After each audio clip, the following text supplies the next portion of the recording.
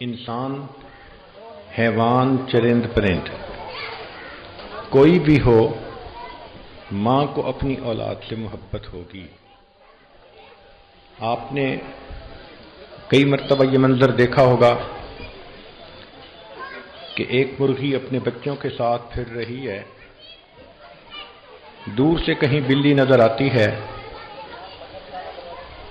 تو وہ مرغی بچوں کے سامنے اپنے پر پھیلا کر کھڑے ہو جاتی ہے،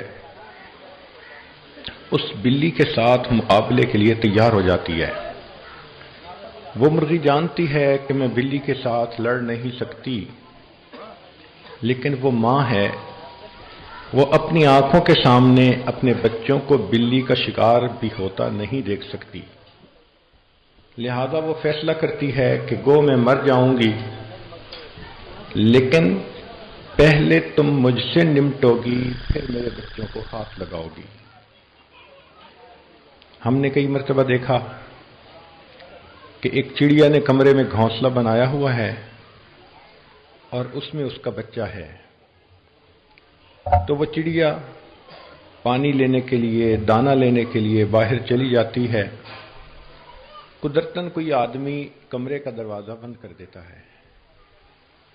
اب وہ ماں پریشان ہے، اس کے چونچ میں دانہ ہے یا پانی کا قطرہ ہے، اور وہ کبھی اڑتی ہوئی ادھر بیٹھتی ہے، کبھی ادھر بیٹھتی ہے کہ دروازہ کھلے اور میں اپنے بچے کو یہ پانی پہنچاؤں۔ حالانکہ بار بار اڑنے سے اس کو خود پیاس لگی ہوئی ہے اور پانی اس کی چونچ میں ہے، مگر وہ پانی خود نہیں پیتی، اپنے بچے کے لیے بچا کے رکھتی ہے، اور جیسے ہی دروازہ کھلتا ہے وہ اسی وقت اندر جا کر اپنے بچے کے منہ میں پانی ڈال دیتی ہے۔ حدیث مبارکہ میں ایک واقعہ بھی آیا ہے کہ ایک صحابی رضی اللہ تعالیٰ عنہ نبی اسلام کی خدمت میں حاضر ہو رہے تھے۔ انہوں نے راستے میں ایک درخت پر گھونسلہ دیکھا جس میں چھوٹے چھوٹے بڑے خوبصورت بچے تھے۔ انہوں نے چڑیا کے وہ بچے اٹھا لیے اور چل پڑے۔ چڑیا کہیں دانہ چگنے کے لیے گئی ہوئی تھی۔ تھوڑی دیر کے بعد انہوں نے محسوس کیا کہ جیسے ان کے سر کے اوپر ایک چڑیا اڑ رہی ہے اور آوازیں نکال رہی ہے۔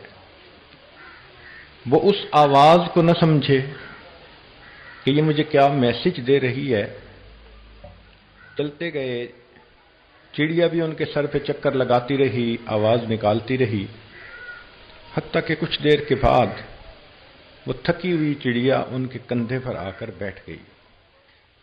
انہوں نے اس چڑیا کو بھی پکڑ لیا۔ پھر ان سب کو لے کر وہ نبی علیہ الصلوۃ والسلام کی خدمت میں آئے۔ صحابہ رضی اللہ عنہم کی ایک خوبصورت عادت تھی کہ جب کوئی نئی بات پیش آتی تھی تو وہ اللہ کے پیارے حبیب صلی اللہ علیہ وسلم سے اس بات کے جواب پوچھتے تھے۔ چنانچہ اس صحابی نے نبی علیہ الصلوۃ والسلام کی خدمت میں عرض کیا کہ اے اللہ کے حبیب صلی اللہ علیہ وسلم، میرے ساتھ یہ واقعہ پیش آیا۔ تو نبی علیہ الصلوۃ والسلام نے انہیں یہ بات سمجھائی کہ دیکھو، ماں دانہ چگنے کے لیے گئی ہوئی تھی، تم نے بچوں کو پکڑ لیا، ماں واپس آئی تو گھونسلہ خالی دیکھا، پریشان ہو کر وہ بچوں کی تلاش میں نکلی، جب تمہارے ہاتھ میں بچے دیکھے وہ تمہارے سر پر چکر لگاتی رہی، فریاد کرتی رہی کہ مجھے میرے بچوں سے جدا مت کرو، میں بچوں کے بغیر نہیں رہ سکوں گی، مگر تم اس کی بات کو نہ سمجھے۔ تو اس چڑیا نے یہ فیصلہ کیا کہ اگر یہ شخص میرے بچوں کو آزاد نہیں کرتا تو پھر میرا گرفتار ہو جانا بھی بہتر ہے، میں قید تو ہو جاؤں گی مگر بچے تو میرے ساتھ ہوں گے۔ تو وہ چڑیا تمہارے کندھوں پر آ کر بیٹھ گئی، تم نے اسے بھی پکڑ لیا۔ پھر نبی علیہ الصلوۃ والسلام نے انہیں سمجھایا کہ جائیں اور گھونسلے میں اس ماں اور بچوں کو جا کر دوبارہ چھوڑ کر آئیں۔ اب مرغی اور چڑیا کتنی ننھی منی سی جان ہے لیکن ان میں بھی محبت کی یہ حد ہے تو انسان تو پھر انسان ہے. ایک ماں کو اپنی اولاد سے کتنی محبت ہوتی ہے ہر بندہ اس چیز کا اندازہ نہیں لگا سکتا. کہتے ہیں کہ سلیمان علیہ السلام کے پاس 2 عورتوں کا مقدمہ آیا. وہ دونوں اپنے بچوں کو لے کر گاؤں سے شہر کی طرف کسی کام کے لیے آ رہی تھیں. راستے میں بھیڑیے نے حملہ کیا اور ان میں سے ایک عورت کے بچے کو وہ لقمہ بنا کر لے گیا. پہلے تو وہ عورت روتی رہی، پھر معلوم نہیں اس کے دل میں کیا خیال آیا کہ اس نے دوسری عورت سے یہ کہنا شروع کیا کہ جو تمہارے پاس ہے وہ میرا بیٹا ہے، مجھے دے دو. اب دونوں کے درمیان ایک ڈسپیوٹ بن گیا. ایک کہتی یہ میرا بچہ ہے، دوسری کہتی یہ میرا بچہ ہے. سلیمان علیہ السلام کے پاس جب مقدمہ آیا تو آپ حیران تھے کہ آخر فیصلہ کیا کیا جائے. اللہ تعالیٰ نے آپ کو حقیقت بات سجھا دی. چنانچہ آپ نے فرمایا کہ اچھا، اس بچے پر 2 عورتیں ماں ہونے کا دعویٰ کر رہی ہیں، میرے پاس چھری لاؤ، میں اس بچے کے 2 ٹکڑے کروں گا، ایک ٹکڑا ایک عورت کو، دوسرا دوسری عورت کو دوں گا. جب آپ نے چھری منگا لی اور ان عورتوں کو یقین ہو گیا کہ آپ اس بچے کے 2 ٹکڑے کر دیں گے، تو ان میں جو اصل ماں تھی وہ پریشان ہوئی، رو کر کہنے لگی کہ حضرت یہ بچہ بھلے اس دوسری عورت کو دے دیں، کم از کم میں اس بچے کو اپنی زندگی میں زندہ تو دیکھ سکوں گی. تو سلیمان علیہ السلام کو پتہ چل گیا کہ اصل ماں کون ہے، لہذا انہوں نے بچہ اسی کے حوالے کر دیا. سیدہ عائشہ صدیقہ رضی اللہ تعالیٰ عنہ اپنے گھر میں تشریف فرما ہیں. ایک مانگنے والی عورت آئی، اس کے 2 بچے تھے. تو عائشہ صدیقہ رضی اللہ تعالی عنہا نے اس کو 3 کھجوریں دیں. اس نے 1 کھجور ایک بچے کو دے دی، دوسری کھجور دوسرے بچے کو دے دی، اور تیسری کھجور خود کھانے کی بجائے انتظار کرنے لگ گئی. جب دونوں بچوں نے اپنے اپنے حصے کی کھجوریں کھا لی تو ماں نے جو اپنے حصے کی کھجور تھی اس کے پھر 2 حصے کیے اور آدھا ٹکڑا ایک بچے کو آدھا دوسرے کو دیا. وہ کھجور بھی بچوں نے کھا لی. تو سیدہ عائشہ رضی اللہ تعالیٰ عنہ بڑی حیران ہوئی.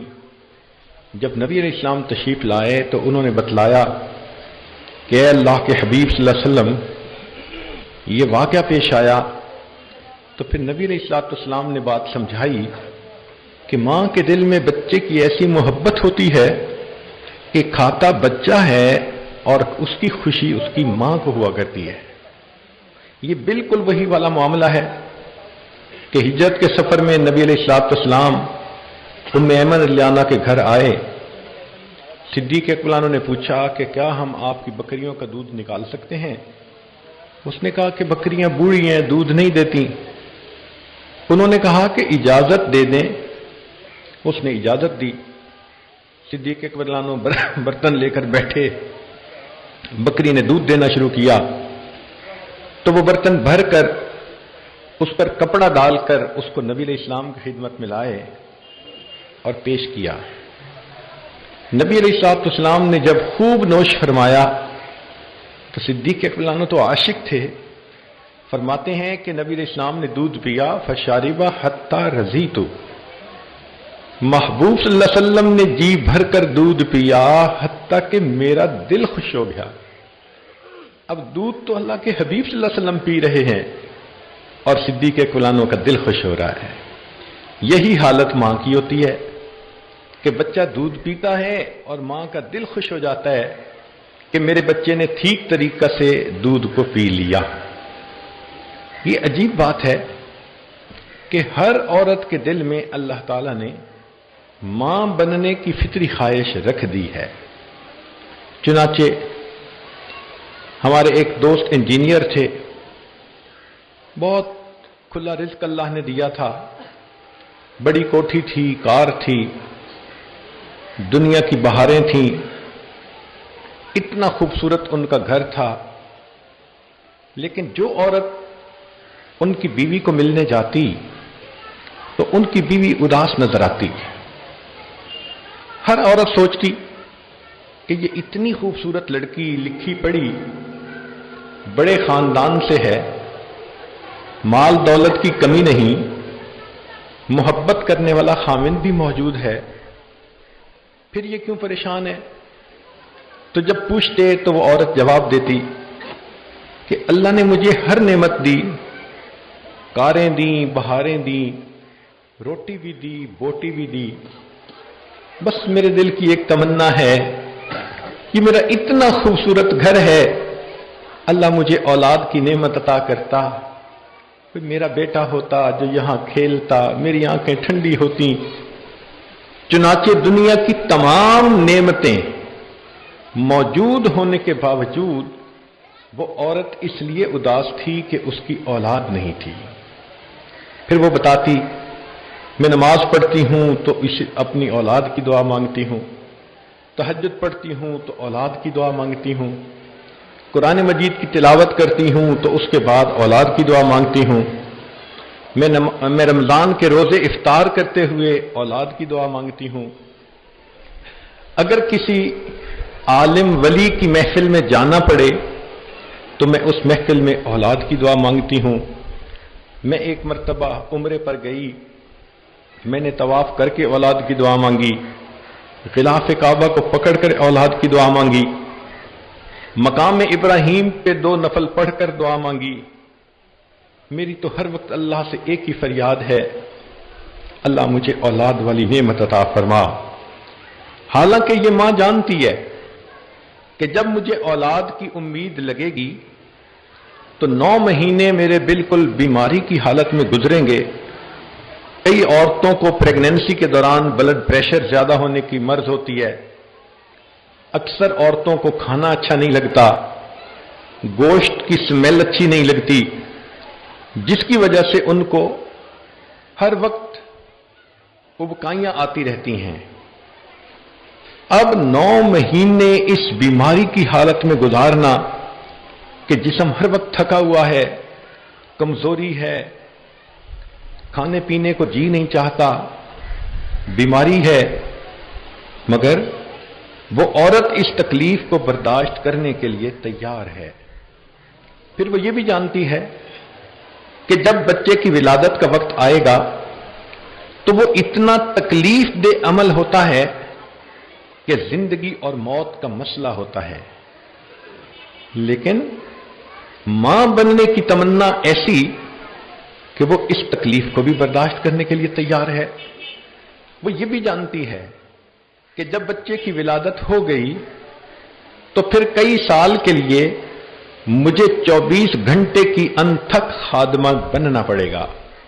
میں پہلے اس کو پلاؤں گی، بعد میں خود پیوں گی، پہلے اسے کھلاؤں گی، بعد میں خود کھاؤں گی، میں پہلے اسے سلاؤں گی، بعد میں خود سوؤں گی، مجھے ساری رات بچے کی خاطر جاگنا پڑے گا، مگر وہ یہ ساری قربانی دینے کے لیے تیار ہے۔ وہ سمجھتی ہے کہ بچے ہونے کے بعد خاوند سے میل ملاقات کا وہ معاملہ نہ رہے گا جیسے پہلے تھا، مگر وہ اپنی جنسی خواہش کو بھی دبا دیتی ہے اور بچے بننے کی خواہش اس پر غالب آتی ہے، دعا کرواتی ہے، کہیں سے کھجوریں دم کرواتی ہے، دوائیاں لیتی ہے، ہر وقت کی یہ تمنا اللہ مجھے اولاد کی نعمت عطا فرما۔ تو اس سے اندازہ لگائیے کہ عورت کے دل میں فطری طور پر ماں بننے کی تمنا کیسی ہوتی ہے، اور جب اللہ رب العزت اس کو یہ نعمت عطا فرما دیتے ہیں تو وہ بچے کو گود میں لے کر بیٹھتی ہے، اسے یقین نہیں آتا، بچے سے اتنا پیار ہوتا ہے ماں کو کہ اس کا چہرہ دیکھ کر وہ ساری زندگی کے غم بھول جاتی ہے، اسے کسی تکلیف کا احساس نہیں ہوتا، اس کی توجہ دنیا میں کہیں اور نہیں ہوتی، وہ تو اپنے آپ کو بھی بھول جاتی ہے، بس اسے بچہ یاد ہوتا ہے۔ چنانچہ اس کی یہ حالت ہوتی ہے کہ جب شادی ہوئی تھی وہ اپنے خاوند کے ساتھ بازار جاتی تھی، اپنے جوتے خریدتی تھی، اپنے کپڑے خریدتی تھی، اپنی ضرورت کا سامان خریدتی تھی۔ اب اولاد ہونے کے بعد اس کی انداز بالکل بدل گیا۔ اب اگر کبھی وہ خاوند کے ساتھ جاتی بھی ہے، چھوٹی چھوٹی چیزوں کو ڈھونڈتی پھر رہی ہوتی ہے، میرے بچے کے جوتے ایسے ہوں، میرے بچے کے کپڑے ایسے ہوں، میرے بچے کا فیڈر ایسا ہو۔ اب اسے اپنا آپ یاد نہیں ہوتا، اب اس کے سامنے اپنا بچہ ہوتا ہے جس کی ضرورت کو پورا کر کے وہ خوش ہوتی ہے۔ چنانچہ جب دیکھو بچے میں مصروف، نہ اسے سونا یاد ہے نہ کوئی اور کام یاد ہے۔ اگر بچہ بیمار ہو گیا اور گود میں لے کے بیٹھنا پڑا تو وہ پوری پوری رات بیٹھ کے گزار دیتی ہے، ساری رات جاگتی رہی، بچہ سویا رہا۔ جب اس کے سونے کا وقت آیا تو بچہ اس وقت اٹھ گیا تو یہ پھر بچے کو گود میں لے کے بیٹھ جاتی ہے، اپنی نیند قربان، کھانا پینا قربان، آرام قربان، اپنی خواہشات قربان۔ یہ ماں بھی کیا عجیب چیز ہے کہ اللہ رب العزت نے اسے محبتوں کا ایک نمونہ بنا دیا ہے۔ بچے کے ہنسنے سے وہ ہنس پڑتی ہے اور بچے کے رونے سے رو پڑتی ہے۔ بچہ اس کے لیے دنیا کی سب سے زیادہ اہم شخصیت بن جاتی ہے، حتیٰ کہ اس کی محبتوں کے پیمانے بھی بدل جاتے ہیں۔ شادی سے پہلے اپنی بہن سے اس کو بڑا پیار تھا، بچہ ہوا، اس کی بہن بچے سے پیار نہیں کرتی تو یہ اس کو بھی اچھا نہیں سمجھتی۔ جو اس کے بچے سے پیار کرے یہ اسے اپنا سمجھتی ہے، اور جو بچے سے پیار نہ کرے یہ اسے اپنا غیر سمجھتی ہے۔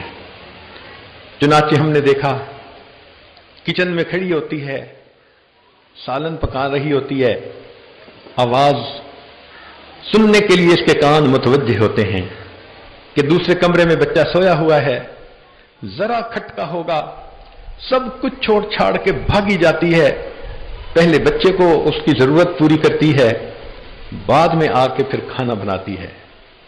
اسی طرح اگر یہ کسی دن گھر کی صفائیاں کرتی رہی، کپڑے دھوتی رہی، بہت تھکی ہوئی تھی اور چاہتی ہے کہ میں بس عشاء کے بعد سو جاؤں، مگر عشاء کے بعد اس کا بچہ کسی بیماری کی وجہ سے رونا شروع کر دیتا ہے، اس ماں کو سونا بھول جاتا ہے، یہ پھر جاگ رہی ہوتی ہے، حالانکہ جسم ٹوٹا ہوا ہے، تھکا ہوا ہے، نیند کی طلب ہے، آنکھیں بوجھل ہو رہی ہیں، مگر ماں بھی تو ہے۔ اب یہ اپنی نیند کو قربان کرتی ہے اور بچے کو پھر اٹینڈ کرتی ہے، گود میں لے کر بیٹھتی ہے۔ ہم نے تو یہاں تک واقعات سنے کہ پہلی راتوں میں، پہلے وقتوں میں جب ماں اپنے بچے کو ساتھ لے کے سوئی ہوتی تھی تو اس وقت ڈائپر تو ہوتے نہیں تھے، اگر بچہ رات کو پیشاب کر دیتا تھا تو ماں بچے کو اٹھا کے خشک جگہ پہ لٹا دیتی تھی اور خود اس گیلی جگہ پہ سو جاتی تھی۔ ہر چیز قربان کر دیتی ہے، اس کو تنخواہ تو کوئی نہیں مل رہی، اس کی محبت اس کو مجبور کر رہی ہے، یہ اپنی محبت کی وجہ سے بچے کی باندھی بن گئی۔